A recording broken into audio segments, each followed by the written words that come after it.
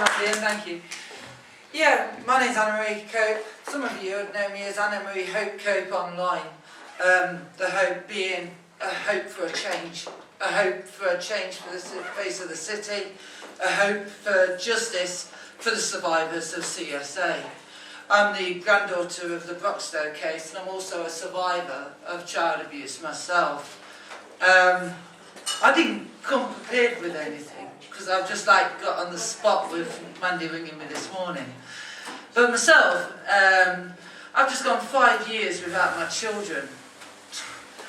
5 years without my children for handing in a paedophile. Handing a paedophile into social services and handing a paedophile into the police.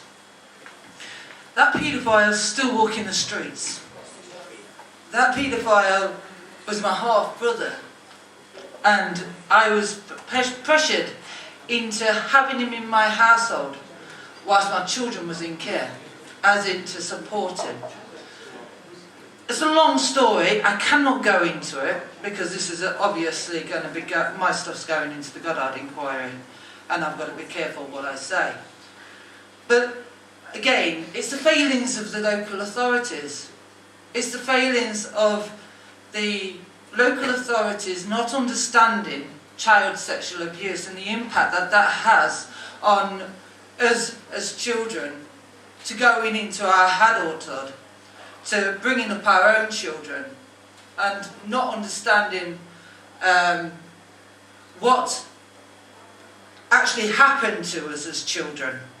You know, when we look at child sexual abuse, we think it's normal. I thought that everybody in the playground was going through the same thing as me. And maybe that's the same for many child sexual abuse survivors today, which I hear a lot about. Myself, social services removed the children on a Section 20, and my children have now suffered abuse in care. Now I'm pleased to say that I've got my children back. Thank goodness. There was a fight, there was a battle, I got them back. Now I'm dealing with the aftermath. And I put it out to everybody who's got their children in care that you need to be on top of the social services. You need to be one step ahead of the social services. You need to understand what it is to safeguard your children. You need to understand what it is to protect your children. That society out there is dangerous to our children. You know, there is more and more paedophiles coming into our homes without us even knowing about it. I did a thing of helping my brother to then losing my children. And that, I can't still not get my head around. How that came about, how you can actually put your hand out, not know information, and then you have that used against you. You know, how can you protect when you don't know? It's impossible. For me, social services are removing children left, right and centre here in Nottingham. I've worked with cases now for 5 years. Had a lot of successes. I go into families' houses and who's got the social services targeting on them, and to help them to understand what the social services concern is, to be able to eradicate, so that child doesn't have to go into care, so the mother or the father can step up, be a parent. It's basically like a mini parenting course that I've learned through what I've gone through, so that I can prepare them for what the local authority is going to do next. I look at that now and I see that I've gained all that information from what I've gone through. And that's what I'm going to say about next. At the end of the day, we're all being called to do a job.